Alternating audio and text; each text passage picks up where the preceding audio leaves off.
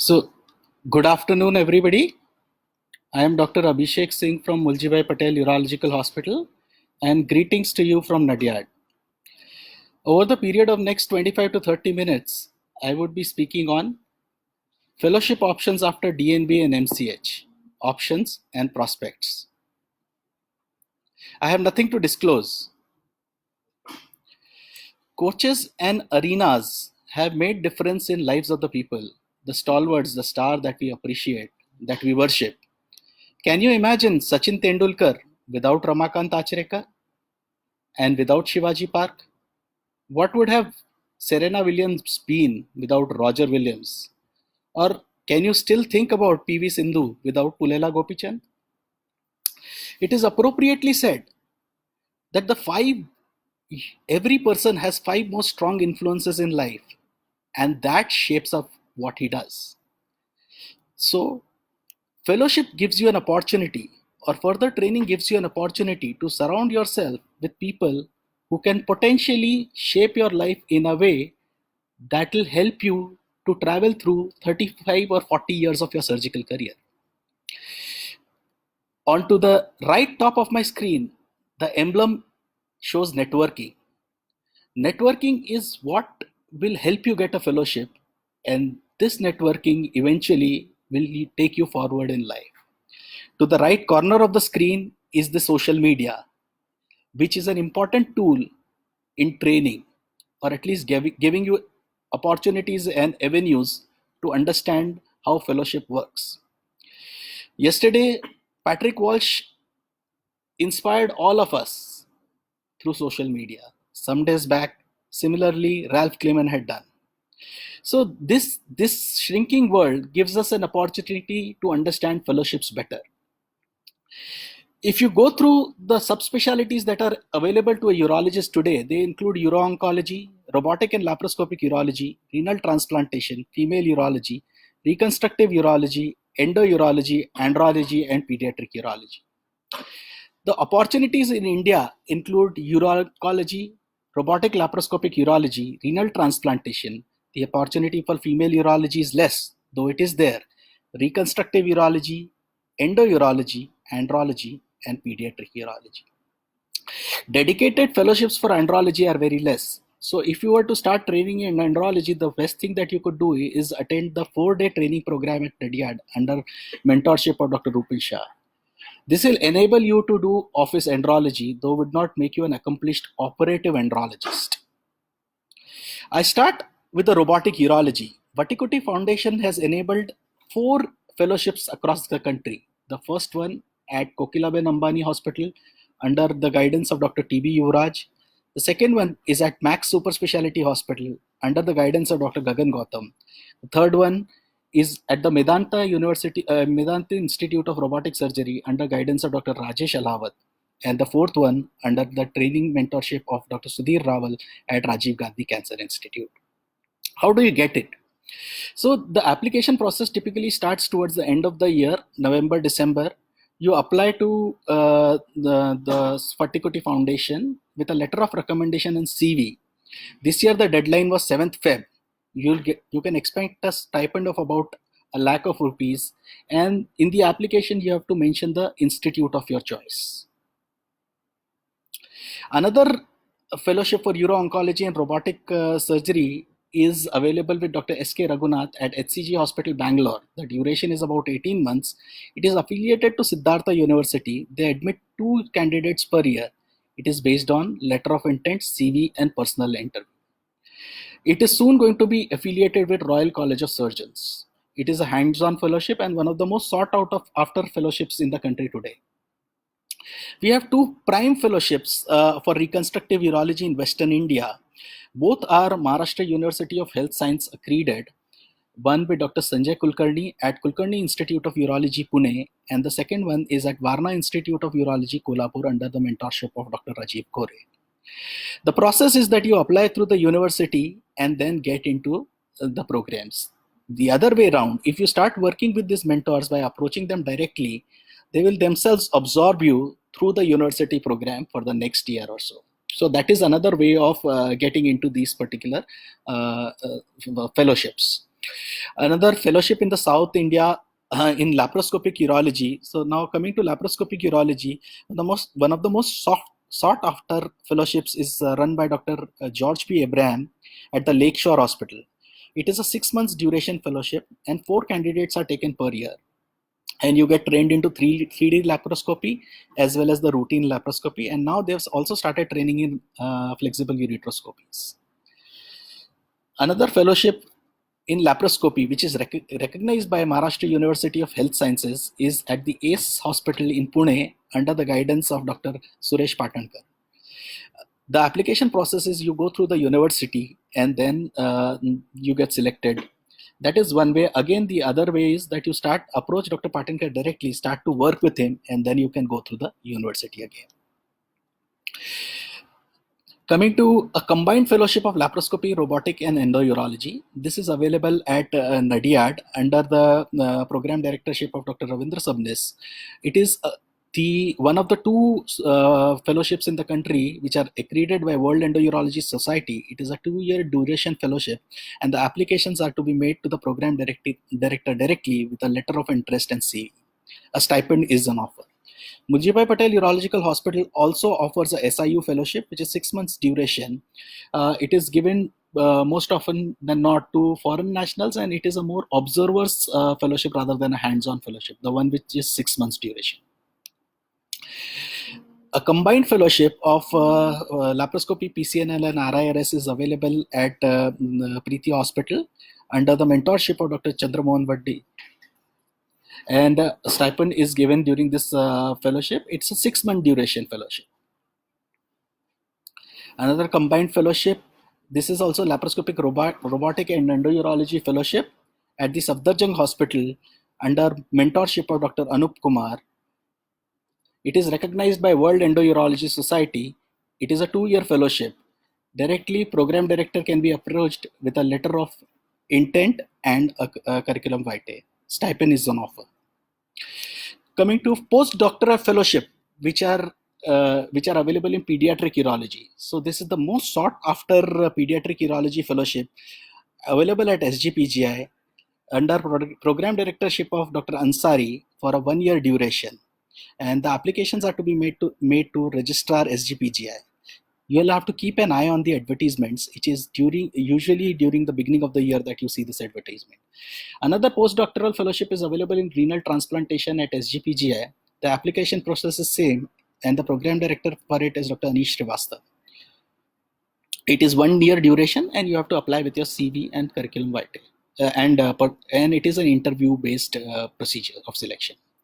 At AIIMS, there are 3 fellowships which form under the realms of urology department. One in uro-oncology, another in minimal invasive laparoscopy and robotics, and third in reconstructive urology. So all these 3 are under the guidance of urology department, whereas there is one renal transplant fellowship which is 2-year duration and is run by the surgery department. The process is of selection at All India Institute is there is a written test of 60 marks, out of which the people who score more than 50th percentile and 3 times the number of seats candidates are called, and the final result is a combination of stage 1 and stage 2, and then the selection occurs.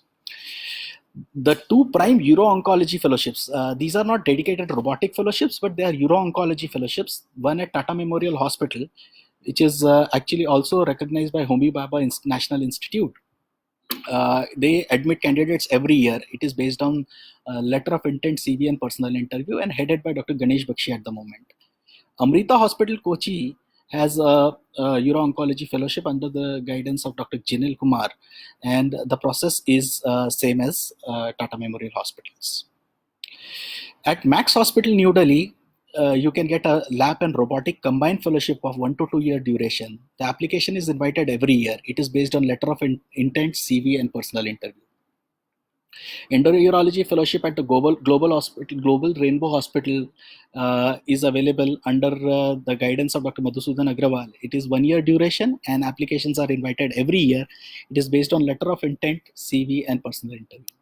As you would have seen that every application process requires a letter of intent. Actually, the letter of intent is the heart of your selection. Means the better your letter of intent is, the better are the chance that you will get selected. That doesn't mean a fancy letter of intent will give you more value. What a program director is actually looking for is honesty, truth, your intentions to learn, and your utility to the institute as a part of training program.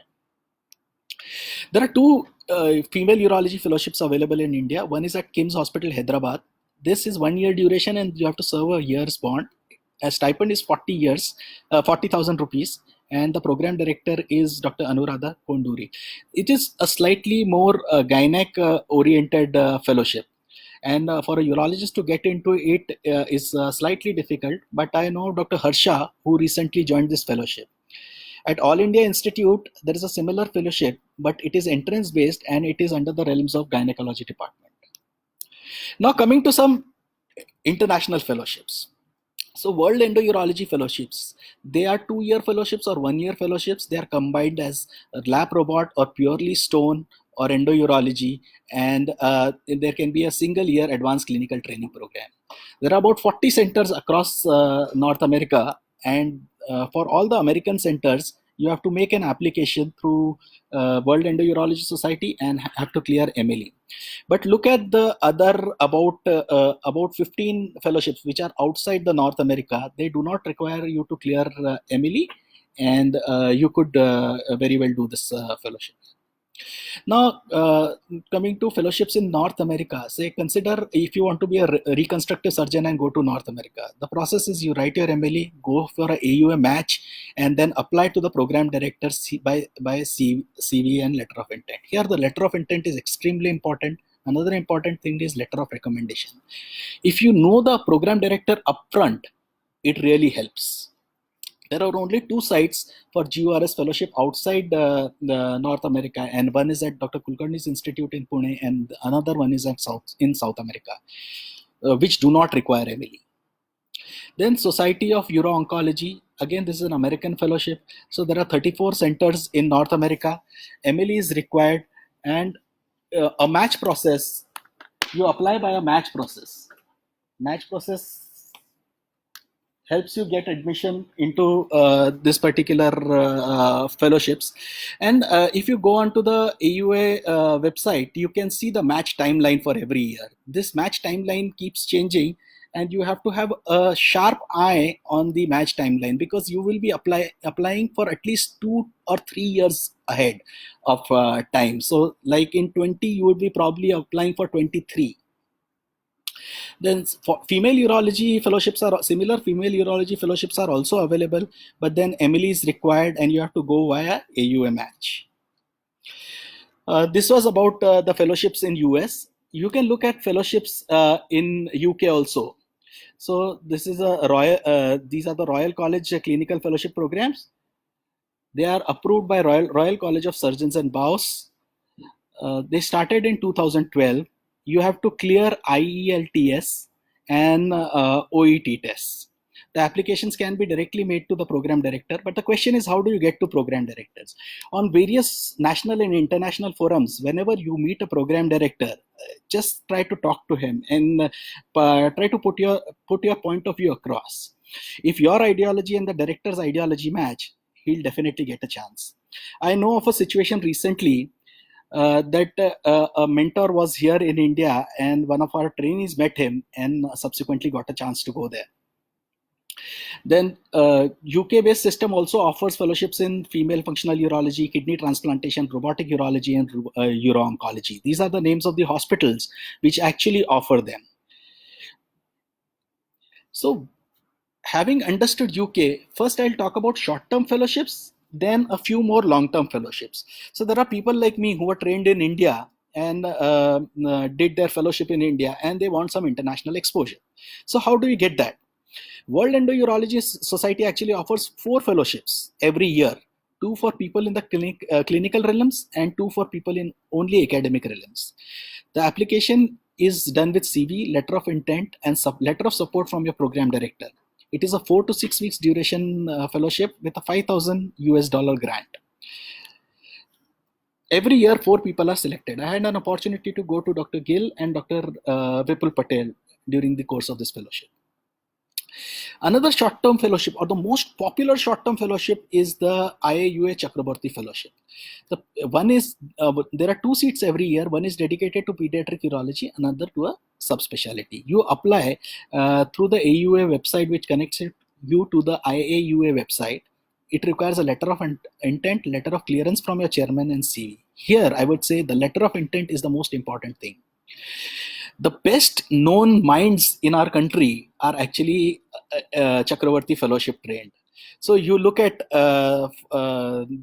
Prabjot, for that matter, Dr. Girdhar Bora this year.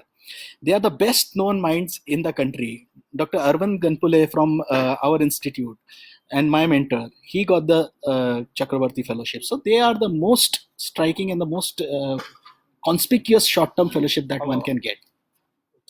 JUA fellowship is also a short-term fellowship.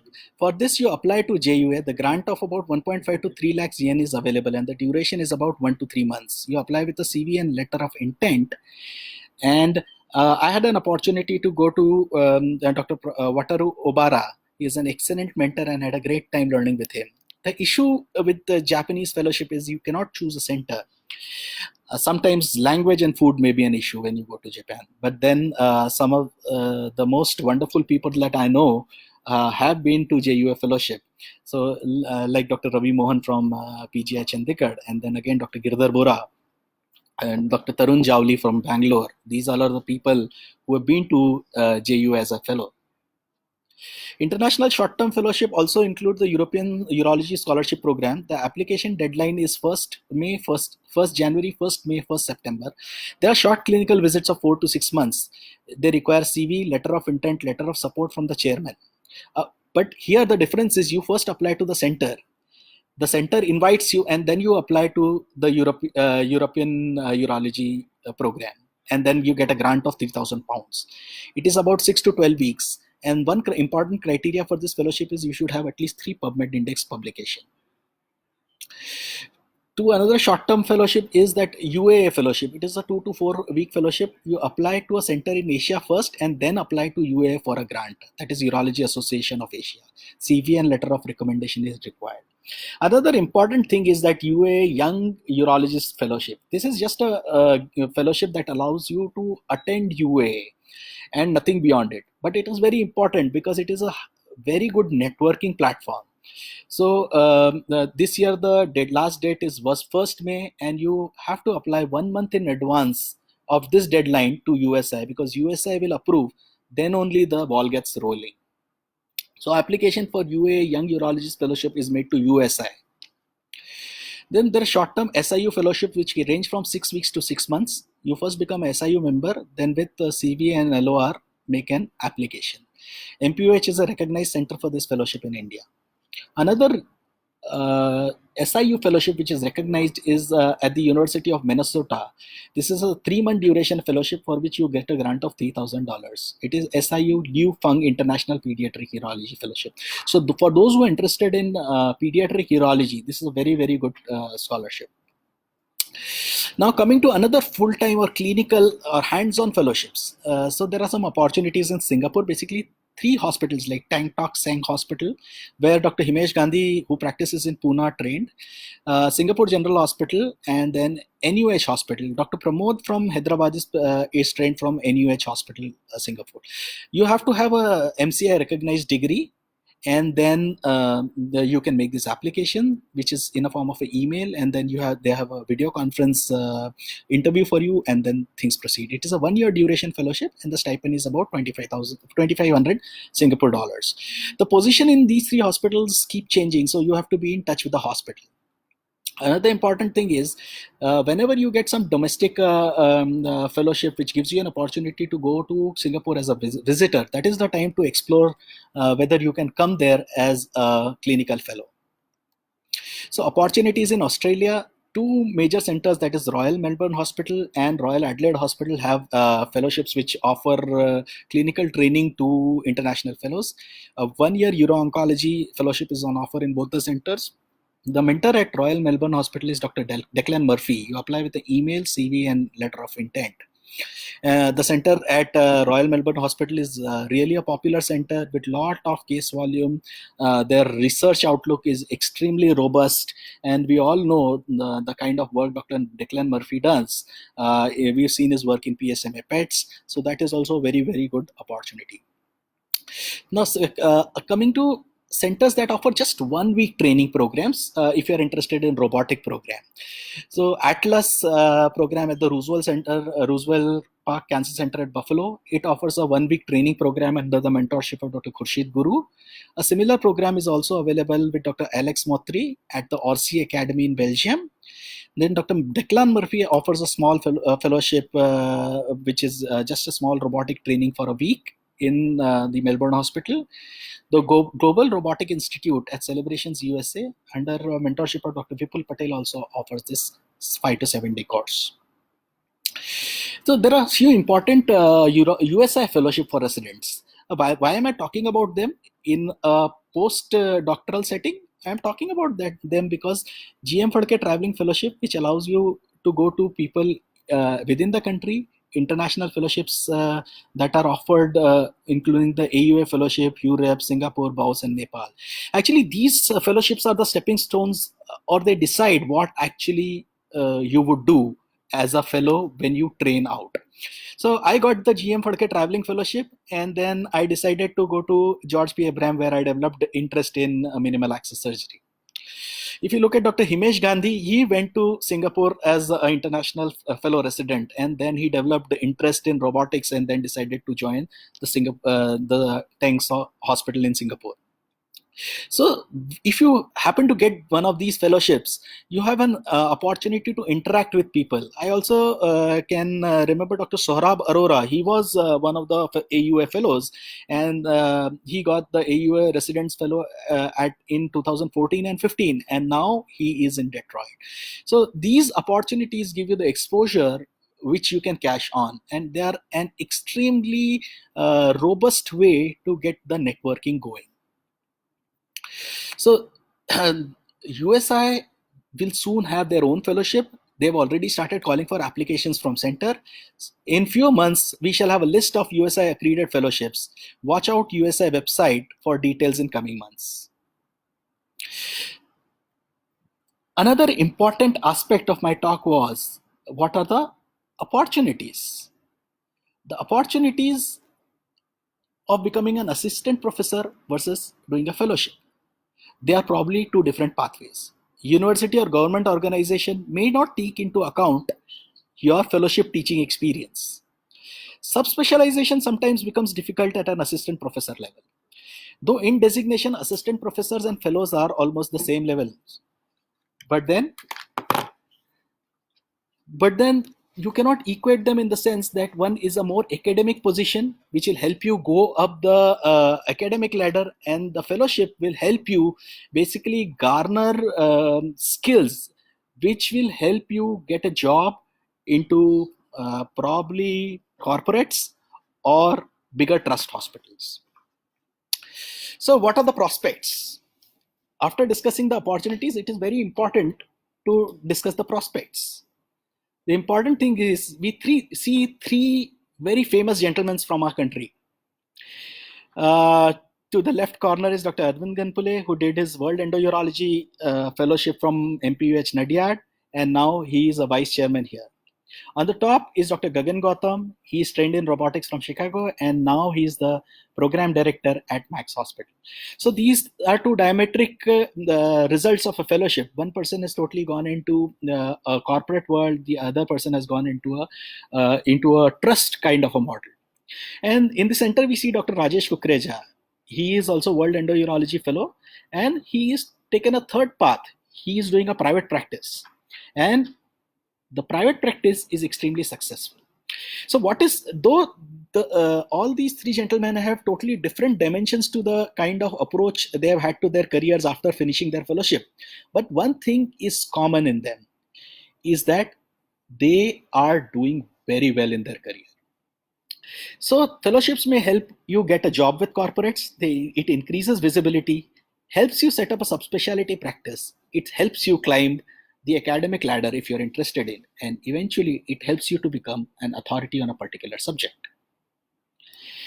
So I leave you with last thoughts. Top athletes, singers, all have coaches. Why we surgeons are so reluctant in having coaches?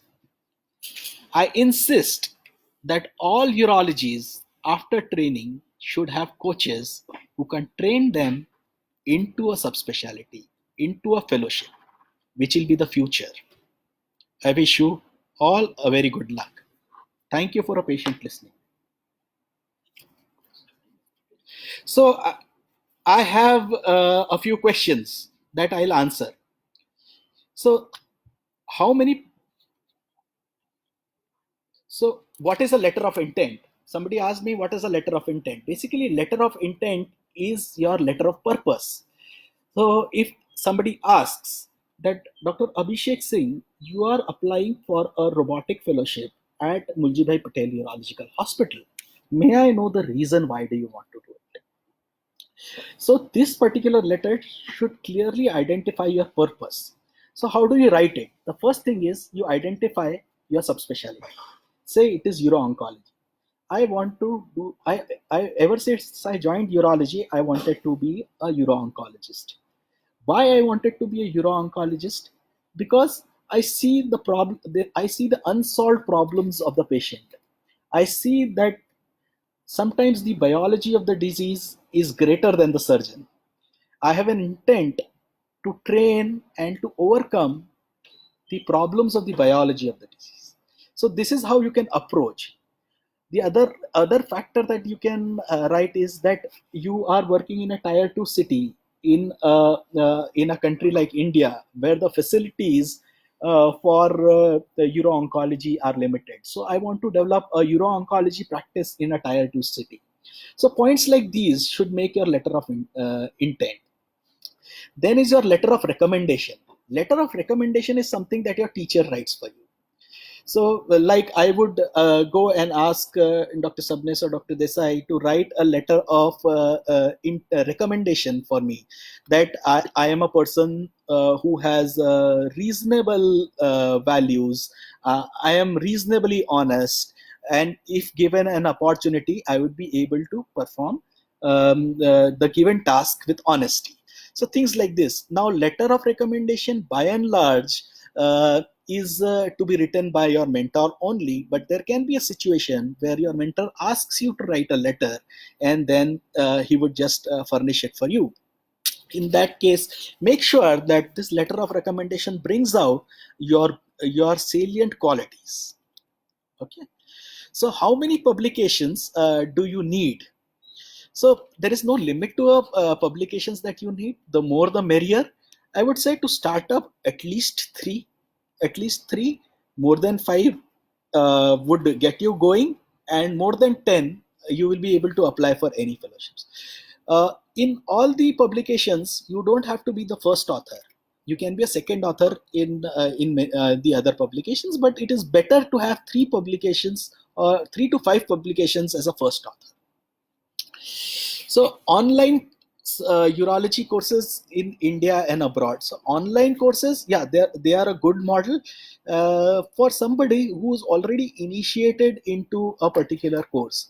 Say if you like reconstructive urology, and there is an online course going on reconstructive urology, which helps you see the surgical steps better. You have a chance to see, say, Dr. Sanjay Kulkarni operate online, and there is a structured program where there are some didactic lectures and then operative videos. They are a good way to learn, but they cannot replace a fellowship program, or for that matter a mini fellowship programs where you visit the center. Online urology courses in India and abroad are suitable for the people who are already initiated into the process or have done the mini fellowships. So to answer the last question, how many publications as a primary author do you need? About 3 to 5.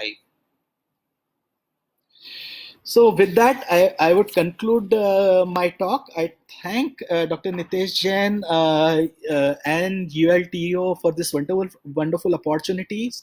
And also I thank my mentors, Dr. Mahesh Desai, Dr. Ravindra Sabnis, and Dr. Arvind Ganpule, who have actually allowed me the time during my job to do these fellowships so that I could gather this information and spread it across to you guys. Thank you very much. Thank you for patient listening.